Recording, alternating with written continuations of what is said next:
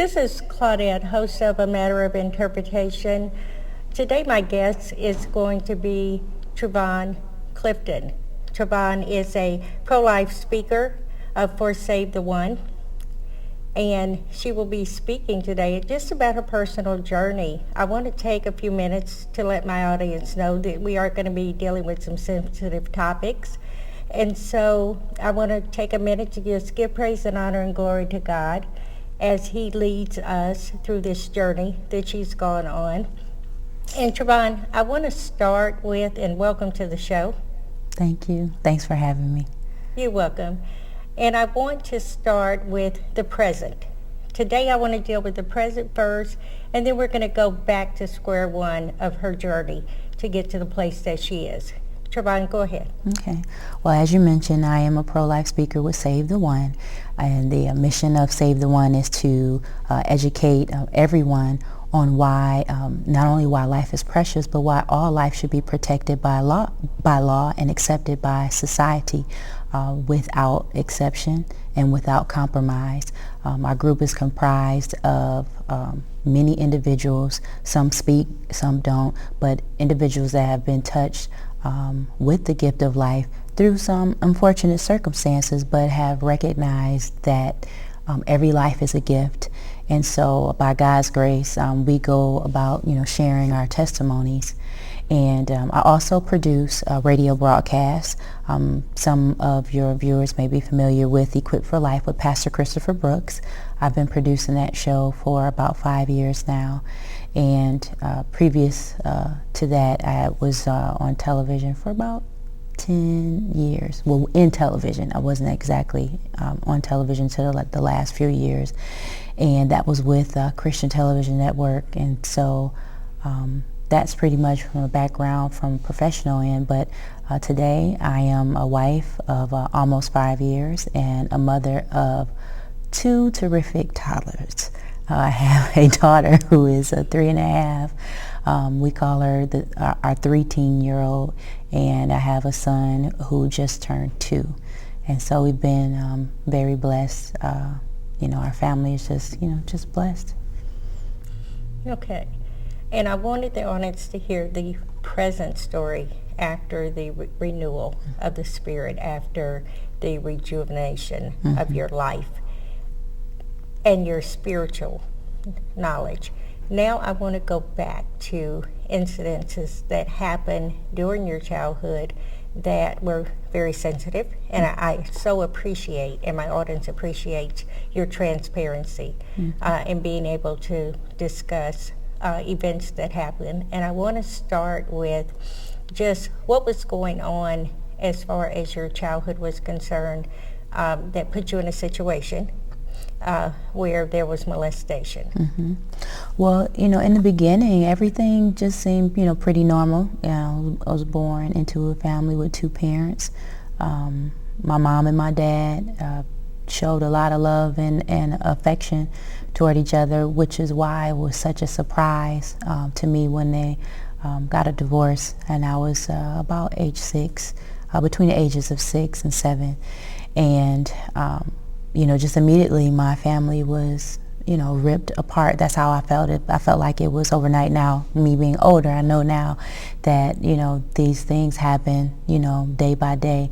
But, for me, it felt like overnight because I never saw my parents arguing. There was no hitting.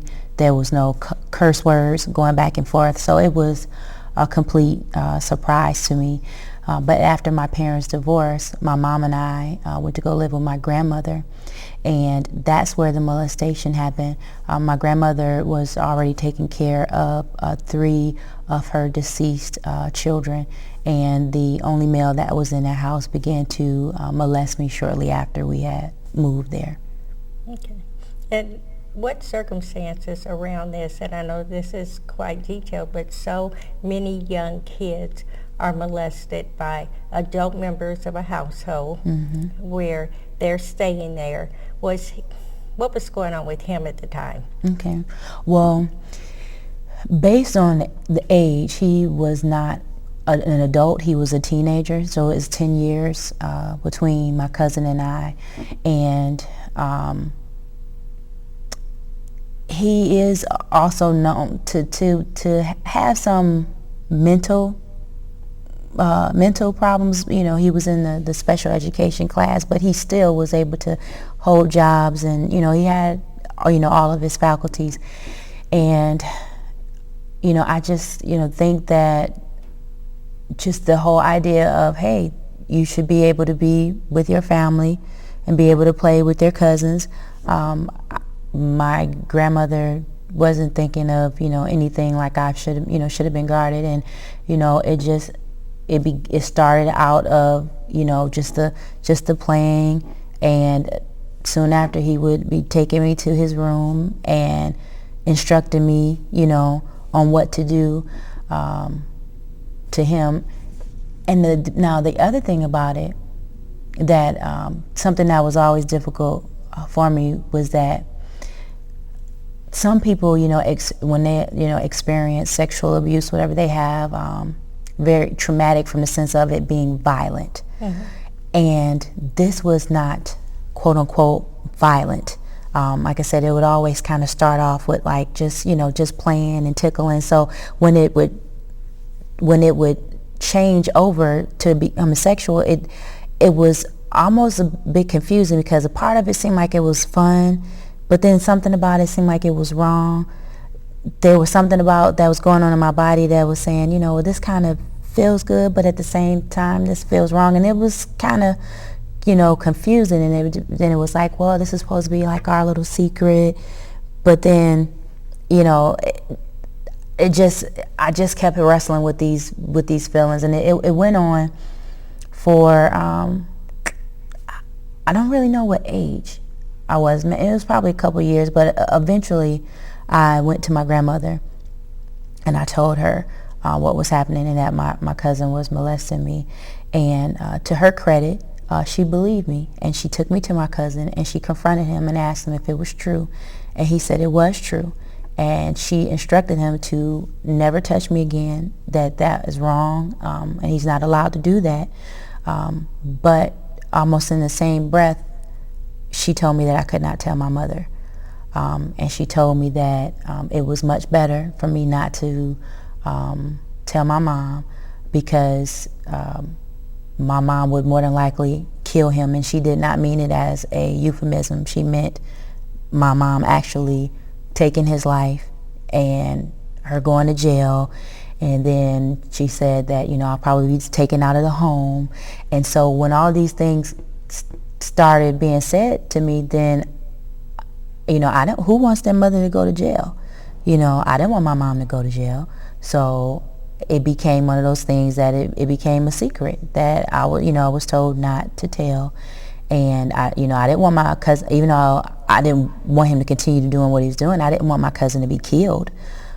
So I was dealing, with all of those things, and that became the incident where I started just stuffing things. And whenever anything would happen to me, especially in a particular of a sexual nature, I just stuffed it, moved on, tried to do my best to act like it never happened, because my family had already been torn up. I didn't want to lose my mom too, so that's how I dealt with it.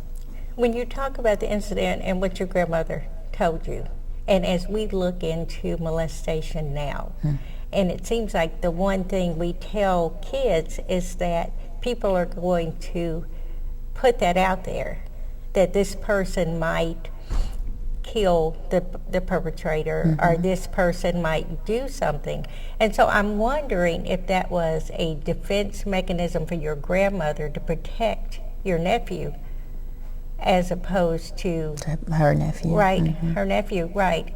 Because it seems like she put herself in the situation that most sex offenders put themselves in, where they say, if you tell your mom, I'll kill her, or if you tell your mom, some harm will come to her. Right. You see what I'm saying? I do. And I actually never made that connection like that, and my grandmother and I got a chance to talk about it. She only would talk about it with me one time, and she's never talked about it with me again. But when I began on my healing journey, And so this would have been, oh, how old was I then? I was in my 20s, so I was maybe close to like 25, 26, somewhere in that age range. And when I talked to her about it, she was very upset about it. That, one, I would bring it up, and two, she felt like I was ungrateful, because to her, she felt like she did everything in her power to do what she knew how to do, and she didn't see how it had affected me and kind of set me up for other sexual abuses to take place without, saying anything with anyone, and just, like I said, just stuffing it and just moving along. And she was really upset that I brought it up, and that's when she began to say to me that you being molested is not something that's new. You're not the first person to have gone through it, and you're not going to be the last. Your mother has gone through it. I've gone through it. She said probably even my father has gone through it. So you just learn how to move on. And she was, and the whole while she was ironing her clothes, and that was that. And end of discussion. End of discussion. So she never talked about her molestation, or she never talked No. about things that were going on with your mom? No. It was just period. That's the end of the story. That's it. And I think maybe that when you confronted her about it, that she felt like you were blaming her Mm-hmm. for the incident, and she was not going to take the onus for it, Mm-hmm. because she felt like you told her, she told him to stop. And so much in the African American community, it's just business as usual. Correct. And we do have to stop, though, and take ownership of the part that we played. No, she was not the one who molested me, but she also didn't allow me to get any help. And like I said, so going through that, I had to come up with my own narrative in the way of why this happened and how I was supposed to go forward. And so things began to happen where I thought, well, maybe this is just my lot to be, molested, because it happened. I got molested again when I went to camp for Girl Scout. There were not enough beds, and they put me in a bed with a young lady that I knew. We were from the same neighborhood, and I woke up to her, fondling me. And I remember just laying there in the dark, and I didn't say anything. I didn't say anything to anybody. I just act like it didn't happen, because it's like, so what am I going to do? Tell my grandmother again? Because now my grandmother knows this young lady and knows her family. So what's going to happen? She's going to just tell her to stop. I can't say anything to my mom. So that just became my way of thinking. Whatever happens to you, don't tell your mom, because your mom's going to, go off, kill the person. She'll be gone. You'll be without parents. And it would be that same narrative that I would tell myself, because unfortunately these things would happen often. And it wasn't just the sexual abuse, but even when I tried to work, just kind of fast forwarding things, when I mentioned sexual abuse again, now with this situation, I was raped at age 12, around 13. Now this one was I played a part in it, because I broke one of my mom's rules. No boys at the house, right? I mean, I'm sure you've told, your children you don't have male company, or actually told me you don't have any company when I'm not at home, but especially not of the opposite sex. And my cousin was there with her boyfriend. We're trying to play like we're grown. My mom is like working her third job, and so here I am thinking, what we had agreed to originally was consensual, but then I changed my mind because there was an agreement, and I don't know how much I can say, but I had at the time took a class called Delaying Early Sexual Involvement in Pregnancy, and they went through teaching us about condoms and all that. So I'm thinking, okay, well, I know about condoms now, so okay, I won't get pregnant. And that was the only thing I was thinking about. Oh, I'm not going to get pregnant. And all my friends said that they've had sex. They're, teasing me about being the last one. So this is going to be the night I become, one of the girls, one of the women. And, and I'm 12, 13, years old. And this is what my thinking is. And the agreement was for him to wear a condom. And I guess because he thought I would never know the difference because I'm 12. So we're not looking at each other. The lights are off. I'm a kid trying to act like a grown woman, and I'm doing everything like a kid. I don't want to see him. So I'm not checking, and I'm just taking his word that that's what he's doing. But I knew. And when I confronted him about him not wearing a condom, he tried to tell me that it's better for you and you will enjoy it much better if I don't wear one. And I told him, I was like, no, that's not our agreement. And we began to tussle, but there was still penetration before the fight ended. And I remember the shame that came over me immediately because I said, if I would have never broke my mom's rule, this would have never happened. Now, being an older woman now, having Christ in my life now, what I recognize is that just because I did break that rule doesn't mean that I deserve to be raped.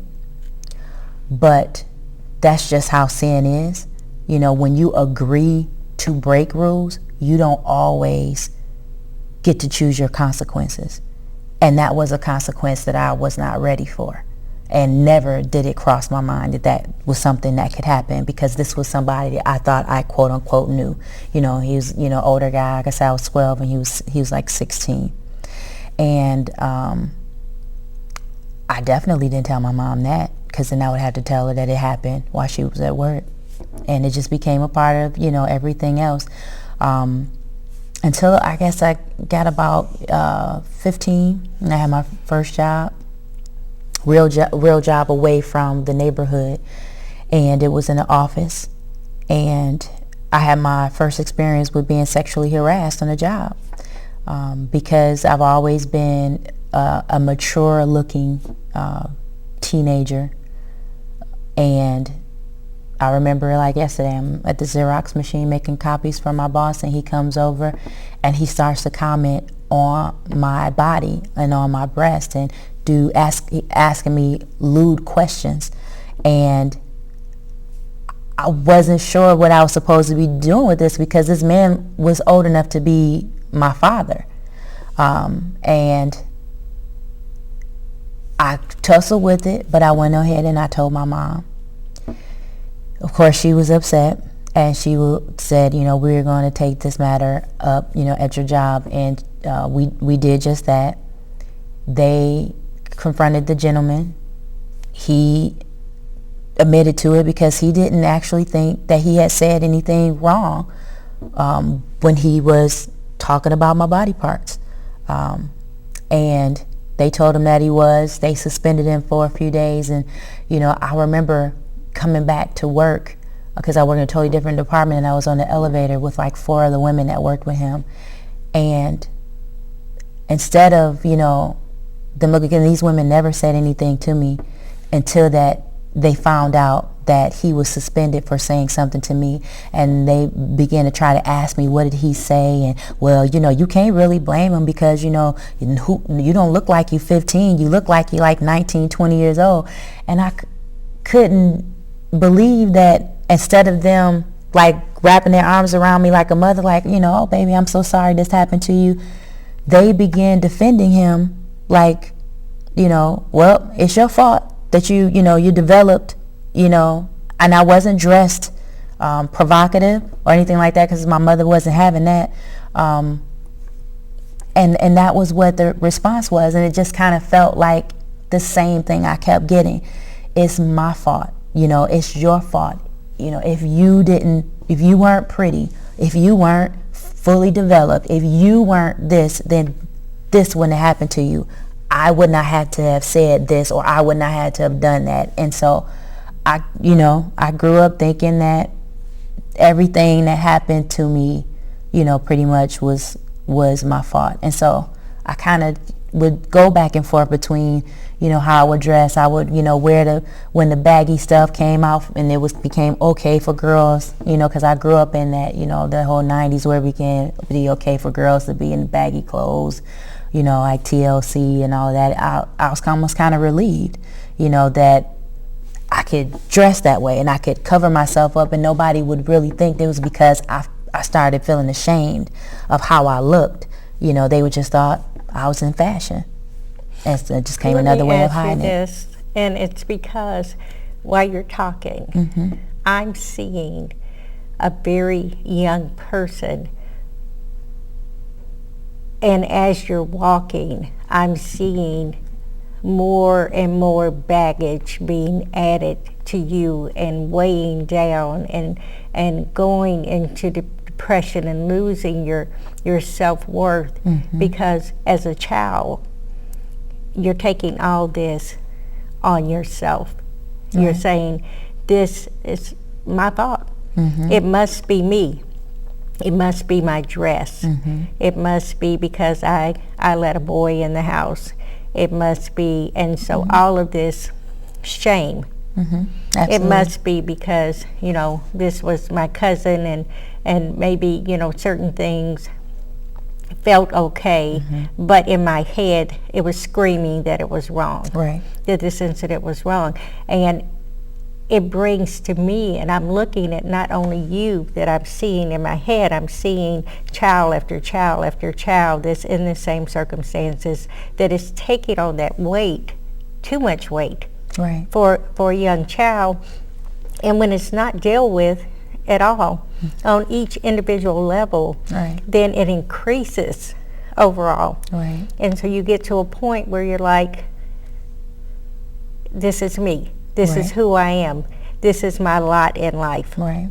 So for me, I know from talking to different women, everyone responds differently to the trauma of sexual abuse. Some people become, more promiscuous and go into behaviors of drinking and smoking.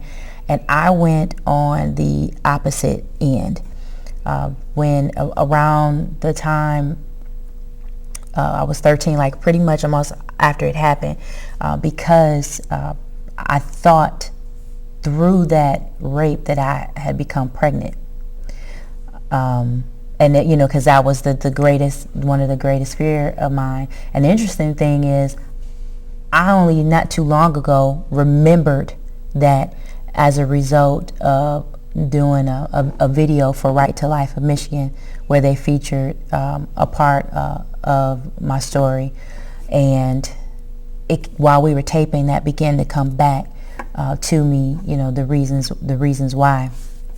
And I just remember trying to create an identity that would, I guess, throw people off from what happened to me. So for me, I began to, try to really excel in school. And then I started working. So the incident where I told you about the, sexual harassment, I started working when I was 13 to stay out the house, to get out of the house so that it would never look like there was anything wrong. But I was going to school and then I was going to work.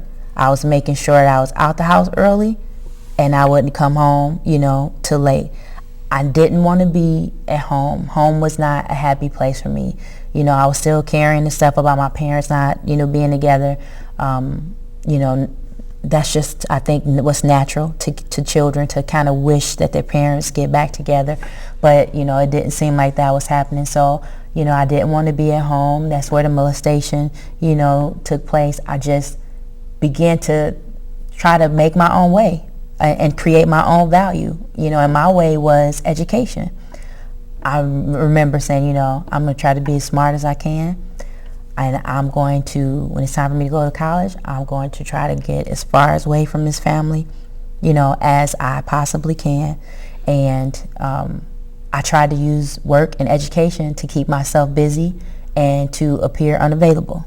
And that's what I did. Those were my coping mechanisms: school, schoolwork, and I started when I was, like I said, when I was 13, and I tried to keep that going, even to the point where it was some guys in high school that they would joke and say, oh, Teron don't need no man, she's so independent, and it's that, and that's the persona that I tried to, portray, so that I could, seem like I was just so untouchable and just so unreachable, all along, when if I could think about what I wanted prior to ever being violated, when I was a little girl, I always wanted to be married with children. But when those violations began to happen, I started thinking that was a dream that was unattainable. And because I couldn't think of that I would ever get to a place that I could probably really trust a man to get to that point, because I had seen so much dysfunction.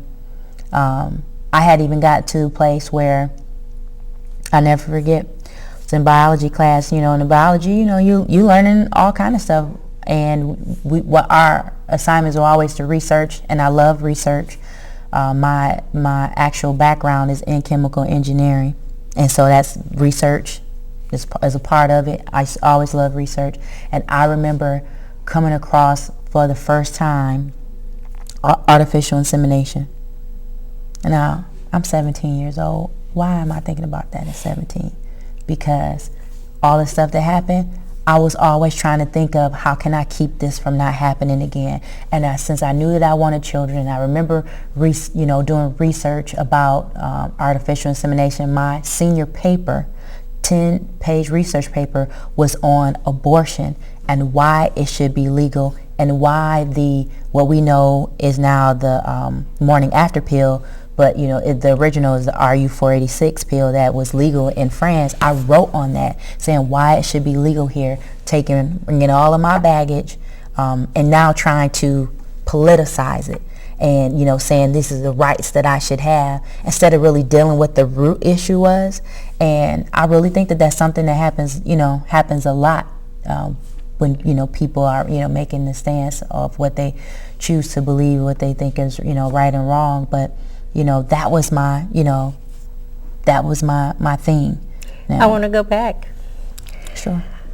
I want to go back to being 6 years old and talking to your grandmother.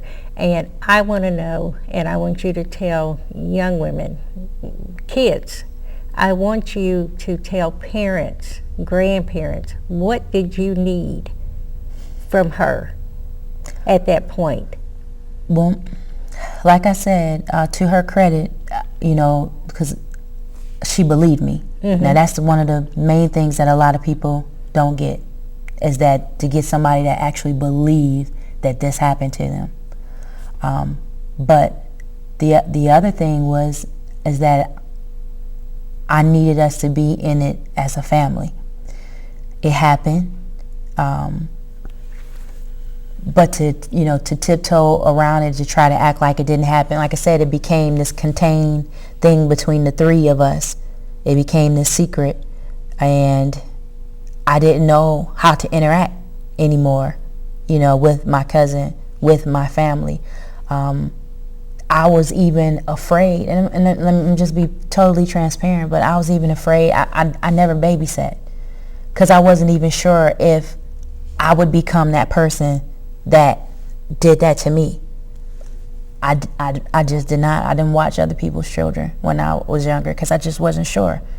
You were afraid of becoming I was afraid. A predator. I sure was. I was really afraid, and I'm about to cry, because that's something I held in my heart, because I didn't want to do that to what had happened to me. And because it had happened, like I said, I just found my way to deal with it. If I could always be busy, then I would never have to face it, because I wasn't getting the support from my grandmother to face it, because now we were all acting like it never happened. Because it's one thing to put it behind you once you confront it, and can confront it as a family. But it's another thing to try to act like it never happened.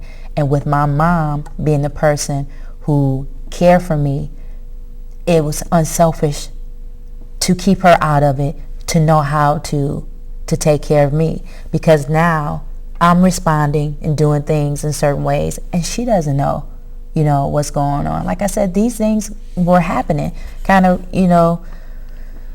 regularly. Things would just, happen. I would just keep it to myself. At that point, because where I'm going with this is because there are little people, little kids, children that are going to tell somebody. Yes. And so that's why I want to go back, because I want you to tell the parents and grandparents and counselors what it is that you needed. And what you said was, I needed for one, my parent to know. I needed for the secret to be out, right, so that we could deal with it, because you could not possibly heal if it was never confronted. Right. If it was still to be a secret, it still made me feel ashamed, and it still made me feel responsible, because I wasn't able to talk about it, because there were still feelings attached to it, and I needed a safe place to be able to discuss what I felt. My sexuality had been aroused now. What am I supposed to do with that? And if those things came up, I should be able to talk to my mother, or if my parent is not equipped to do that, then take me to a counselor, take me to some place or safe where I can discuss these things instead of bottling them up, because it's going to come out, and it's more than likely it's going to come out in a destructive way. Like I said, for me, I was trying to be in school and work, and if you know what that can do, over time, it's still destructive when you're doing it again just to deflect from what the real issue is. People today are workaholics because they are avoiding things from either childhood or what has happened at home. There are people who don't want to go home because they are not dealing with certain issues, and so that's what I needed. I was never able to talk about how I was feeling, the shame that I carried, the guilt that I carried. And so, like I said, I developed my own narrative as to what happened based on what my grandmother told me. Right. So then on the next incident that happened, you're again holding the secret at the Girl Scout. You're holding the secret back, and again, you're forcing it down, and you're just looking over it, because the first section was never dealt with. Right. But most of all, I think you needed the interaction, you needed to be able to tell, but I think what the other missing element was, you needed to be comforted. You needed to be comforted as a child, and wrapped in somebody's arms. Absolutely. And told that it wasn't your fault. Correct. And if we don't discuss it, nobody can hold you and comfort you, especially as a child. So you get to the next incident, and you're at the camp, and you're thinking about your grandma, and you're thinking about her response, and you know that it's not going to change. Right, so I just reasoned it all away. Like I said, I just moved forward like it just never happened. And like I said, and that kind of brought me to, the experience of being raped.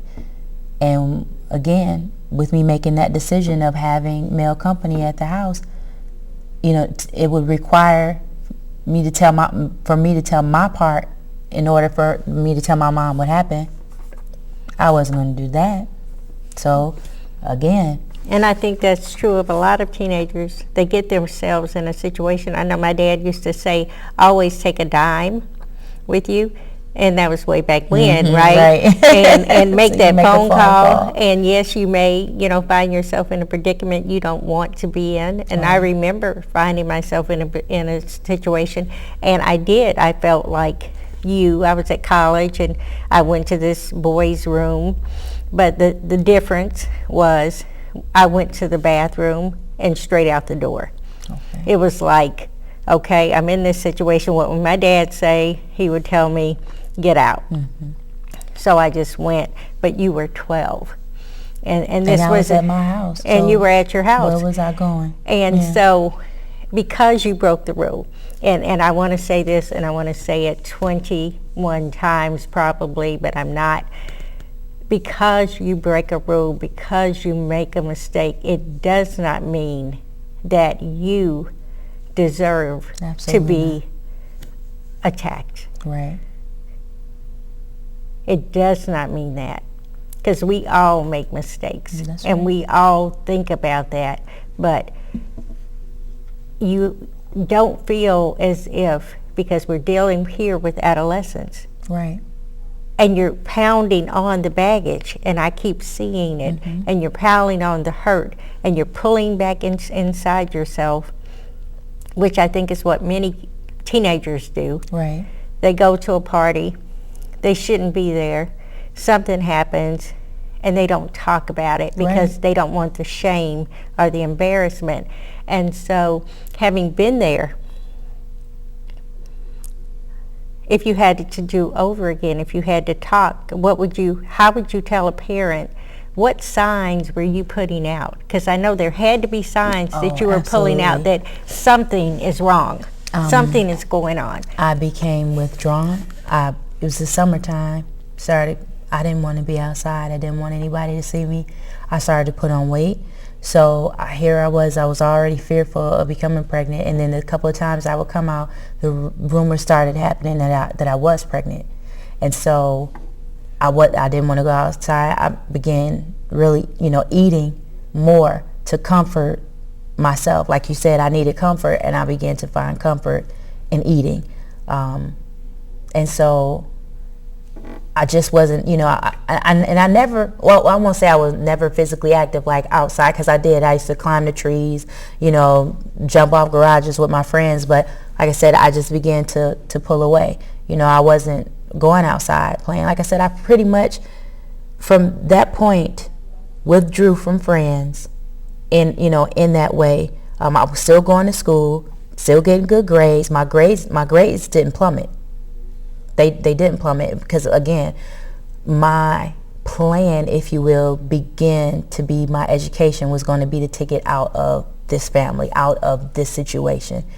I'm going to go to college, and I'm going to leave. But the main thing was withdrawing, not really having much conversation, trying to appear busy when I really wasn't. And like I said, eating. I was eating for comfort, and I was putting on weight. Okay, so going back, because I know we talked intensively before the show, and you said to me, even I'm trying to get out of the family, but these occurrences were happening outside of the family. So your mechanism was to get away from the family, but the same issues were confronting you outside. Right. And of course, at that age, I wasn't making any connection in that way. It took almost 20 years to finally make that connection. All I could think of is, this is where it started. So if I can get away from where it started, then maybe it will stop, And so, as I heard one preacher say, no matter where you are, that's where you at. Just like that, no matter where I was going, I was still taking those issues with me. And so I kept attracting people, and when I say people, in particular, when I would try to venture out to date, I kept seeming to attract guys who were just as broken as I was, because I wasn't considering myself broken, because now I have, achieved a little bit, like I said, I went to college for chemical engineering. I went through math and science and applied technology. I'm, getting all these awards. So these became my validation. People couldn't really see the real me past all the little shiny stuff, and oh, you did so great. Is that? It's like, yeah, look at all of this stuff. So you can't see masquerade. Yeah, see what's really going on. But the problem with that is that you always got to jump through a higher hoop, another level to keep it going. Once you get your value from your accomplishments or the things that you do, and not have your identity in Christ and what He has done, you get tired after a while, because it's like, I gotta find the next thing, the next great thing to make me feel great and make other people pour on accolades and try to tell me, that I'm, worth something, which is really, going back to your question, was another thing that I needed as a child, to have my worth affirmed, that just because these things happened to me, it didn't devalue, who I was as a person. That's something else, that I needed to hear that I didn't get. So, again, I created my own value system. I created my own way of worth, but it got tiring. It really got tiring. Now I see you on the treadmill. Yes. Absolutely. What's the next big thing, that I can get, so that someone can tell me how great I am, Because you needed to feel that, and you needed all of these physical accomplishments to validate who you were. Absolutely. Because the outside world. And when did you get off? What was the first step to getting off the treadmill? Okay, the first step was in my relationship with the Lord. My senior year in high school, and ironically, shortly after I turned in this paper about why abortion should be legal, I went to church with my aunt, and I wasn't even supposed to go because we were going to see the Alvin Ailey dancers. That's all I wanted to do that day. But she told me she was not going to drive from one side of town to come get me, to come back. So she said, you just have to go to church with me that day. And I was thinking, that's really like the last place I want to be, because I had been a couple of times with my best friend from high school. Her grandfather was a pastor. I was just thinking, like, there's really nothing more for me there, so I don't even know I'm there. But I went because that's what my aunt told me to do. But that day, I remember hearing the gospel. I really heard it. I really heard about salvation. I really heard about the wages of sin is death, but the gift of God is eternal life. And I was thinking, how does this, play with me? And truly, if I did die today, there was no way I felt like that God would receive me, especially now with all my baggage, and the things that I felt like I had done even to create my own baggage, and even just the stuff that I did, that didn't even have anything to do with it. I was thinking, there's no way. So I remember, going to the altar, saying that, I wanted to be saved. Shortly after that, I got baptized. But then the wheels were already in motion for me to go to school. I graduated in June. In high school, I was already at college in July, because that was part of the plan. I'm getting out of here. It was always part of the plan. I stuck to it, and I did, and I got out. But I left without a foundation. And like I said, I got saved, baptized, and I went. And then I just kind of did my own thing. And one of the things that caused that was in my freshman year of college, my mom sat me down after my 18th birthday, and she told me that I was conceived in rape. And now that was the last straw for me. And then I began to think, oh, that's why all that horrible stuff happened to me, because I wasn't supposed to be here in the first place. Like, God didn't really have a plan for me. Like, who plans for a child to be conceived and raped to get here? Like, that could not have been part of God's plan.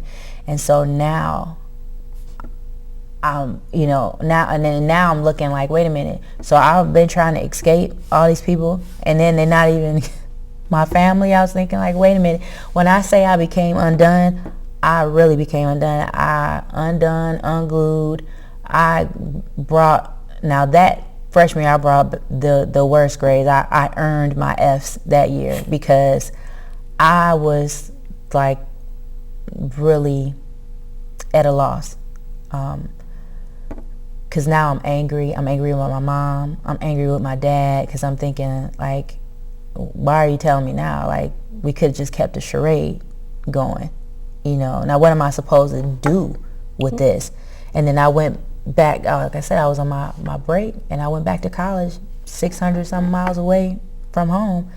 And now I'm trying to study to be a chemical engineer, and now I got this to deal with. And again, I would like pick up the Bible, but then I was like, no, because I'm mad at you too, God. because why would you allow me to be created under those circumstances? But there was still something about God that was a little bit attractive. Like, I remember, going on those special days, with my, going to my other grandmother's, church. Because, like I said, I had a dad in my life. I always thought he was my dad, until I was told that he was not my biological father. And so that was always my family. And so my grandmother, his mother, we would go to church on those special days, Christmas, Easter. And I remember the singing in the choir, and I loved to sing. And that was attractive to me. So I got in the school choir, and I would do godly things. But, in my heart, there was a disconnect. Oh, it was definitely a disconnect. But, I was still trying to ride this facade out. Like, the first guy that I dated, was like the Christian of the campus. And it was like, I'm in good. Now I'm winning, if you will, because now I'm building up the facade again. I'm like, okay, I'm trying to find another way to again create this value and to create this look like, there is nothing wrong. And and I was in relationships, destroying relationships, because I'm trying to get from the guy I'm dating to give me something that he couldn't, which is, value, identity, and purpose. He can give me that, but at the same time, I don't want to go to God, because I'm thinking, what can you really tell me, and what could really be in the Bible about my situation? Like, this one has caught you off guard, God. You don't have nothing for me on this one. And then he said, read it. Then he said, read it. Absolutely. And you saw it. Well, I went through the whole six years, because again, I'm on this wheel, so I'm doing co-ops and interns, and I'm just really padding up my resume. I got a NASA research grant, got co-op with 3M in Minnesota. You couldn't tell me nothing. And I could not get a job. I went to work in Mexico right after graduation. I didn't even stay home for less than a month after I graduated. I went to Mexico and worked. And that's where God met me. I was totally away from my family, just like, I guess, the way I always said I wanted to plan it. And I could not find a church to go to. I stepped in the Catholic church, and I really couldn't understand anything they were saying. I had a year of Spanish, so I was doing pretty good on the job, but I couldn't understand. And I saw the confession booths, but I was like, well, what am I going to go in there for? Because they're not understanding me, I'm not understanding them. And I just remember just sitting in the back of that church, and I was just bawling. And nobody came to me, nobody still said anything to me, but I was just bawling. And I felt so alone. And that's when I finally broke down, because I left there and I went back to the apartment that I was staying in, and I was like, God, I don't know what to do. I don't know what to do with all of this that I'm carrying, but I'm going to take you at your word, and I'm going to give this word. And if you can show me my value, can show me that there was a purpose for my life, I will use my life to serve you. If you can show me that what I went through and how you created me was worth it, I will serve you. And God used the word, and then he used the CD that the church that I was going to, my mom was going to. They had a CD, and my mom was leading a song on there. And she don't even know it, but I used to just put it on repeat so I could hear her voice while I was away. And the song was "Take Your Burdens to the Lord in Prayer." And I would just listen to it over and over again. And that's when I really started that intimate relationship with the Lord and the conversation with him. And I really started opening up about some things. I still had this because I trepidation of, can I fully trust you? I still didn't understand how it worked. I didn't know he still knew everything that was in my heart. I thought I was able to kind of compartmentalize things. And I was like, well, I'll share this with you. And I'll put this out on the table, if you will. And, God just kept opening up things for me to experience, his presence.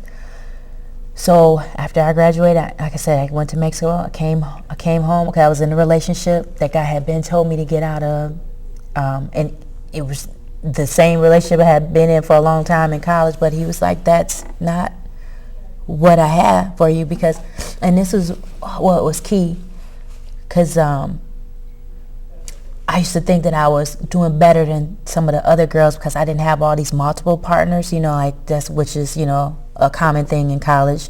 You experiment and people have different multiple partners. And I thought I was doing real good because, I had this one guy I was with. So I felt like I was doing so much better than the other ones. I'm, creating my own righteousness. And the Holy Spirit told me, you have to get out of this relationship. And I was like, I don't understand why do I have to get out of this relationship. And the Holy Spirit said, you think you're doing things like a grown woman. You think, we had the term, making love. You think you're doing that. He said, all you're doing is reenacting all your sexual abuse. That's all you're doing. You think you know what you're doing, and you think, but all you're doing is just reenacting. And every time you come together with this man, you're reenacting your abuse. You are strengthening the stronghold, if you will. And he told me to get out of that relationship, let it go, rededicate my life to him, become celibate. And I remember I could never seem to get out of this relationship, because I had tried breaking up with him before, and within 7 days I'm back, with him, because just the fear of being alone and the fear of someone else knowing my secrets. Because by this time I had shared, a little bit, because I'm still trying to find somebody who's going to love me for me, and I had divulged so much information. I didn't want to, leave all my secrets with somebody I wasn't going to be with, but I got out of that relationship. And I remember specifically timing it between that and the United Conference of Women. My mom, this was in her first year, my mom had gone, and she was like, I want you to go with me. And I'm thinking, I don't want to go to this conference. But I'm like, but I'm going to go because I told God I was going to trust him. So I got out of the relationship. I broke up with him a week before we had to leave, because I knew if I go out of town with my mom, I can't go back to him. And that was my reason. And I went to the United Conference of Women. I heard John chapter 15, like I'd never heard it. And I remember thinking that my life had been such a facade that I tried to act like I was a branch when I wasn't, because if you talk to any of my friends from college, they would tell you that I was quote unquote spiritual. In the choir, I was, I had doing all the choiry things. Oh yeah, godly things. Right, but I was denying the power of God. I was just going through the mud. I had learned churchy stuff, but I had no transformation in my heart and in my mind. You were void of the Holy Spirit. Absolutely. And when I got John 15 and I heard that, and I heard about, being cut away, and I said, that would be me. I said, that would be me. And that next day, when we had the bigger service, I went up to the front, and I said, for myself, and I said, no, this is going to be real. And I got out of a relationship. I didn't go back. And then the Lord asked for something again. My mom told me about a television network owned by this African American man. She was like, hey, you need to, take a look at it, whenever. And I'm just, looking at it. And then they talk about, coming to volunteer, working for the television station. And, I would hear people say, oh, you should be in television, or you gotta, voice for TV or face for TV. And I would hear it. And I just never thought anything about it. And I said, okay, I'm gonna just go volunteer. And I remember when I walked through those doors, the Holy Spirit said, this is where you're supposed to be. I said, this is volunteer for no money. I just spent 6 years for chemical engineering. I'm like, no, that's not the Lord. He's not to me. He's like, this is where you're supposed to be. And I was like, okay. So I'm like, all right, I'm a volunteer, but I'm still going to take my classes so I can, because it was a class I was missing for a Wayne State's graduate program, because I was thinking I'm going to make this chemical engineering degree work for me somehow. And, God was patient with me. It's like, okay, go ahead, take your little classes or whatever. And as I was, getting towards the end, and the Holy Spirit was really, really dealing with me, I went on an interview with the city to get a job at the water department. I got hired. The letter came, and God said, "No, this is where you're supposed to be." And I said, "Oh my gosh, I am making no money." And then they extended the internship, and at the end they wound up offering me a job, which of course, by working in television, is not a place where if you're looking to make a lot of money, especially from the Christian side, you can forget about it. You better just, for the most part, know you called to do it. And I stayed, and people were like, "Are you crazy?" And I just couldn't explain. I was like, I know I heard the Lord tell me this is where I'm supposed to be, and that's all I can tell you. And that's what I told my mom, and she was really the only person that supported me. She said, if you can tell me that this is what God said to do, then we'll do it. And I was at that time what I felt like the poorest. I'm taking 3 buses. I'm believing God for bus transfers. I used the last little bit to buy a winter coat so I can be outside. And at one point, my mom lost her car, so we're catching the bus. Yeah, it was lean. It was lean for a while, but my relationship with God was awesome because I began to trust God in ways that I never thought I would ever trust him. And that's when the transformation began, when I got stripped of the things that I thought was really holding me up and the things that I thought was really bringing value. That's when I began to see where my real identity came from, and it became, step by step transformation. And Trevon, we so thank you for your transparency today. We thank you for being on the show. This is a matter of interpretation, and next week we will be looking into the mind of sex offenders. Janice Downs will be here, a sex offender counselor for 21 years in the prison criminal system. She's counseled sex offenders. She's listened to sex offenders. I want you to tune in to watch this valuable program and her knowledge on the topic. And again, Trevon, do you want to give your website? Sure. And I want to say thank you so much for having me. I could talk about what the Lord has done for hours, but the website is www.savetheone.com. That's for our group, and my personal website is www.TrevonClifton.com. That's TRAVONCLIFTON.com. Okay, so if you have additional questions, please make sure that you send her a message, send her an email, and I'm sure she'll be glad to talk with you. And of course, my website, www.ClaudetteMilner.com. And as always, my efforts plus God's grace. You have a wonderful week.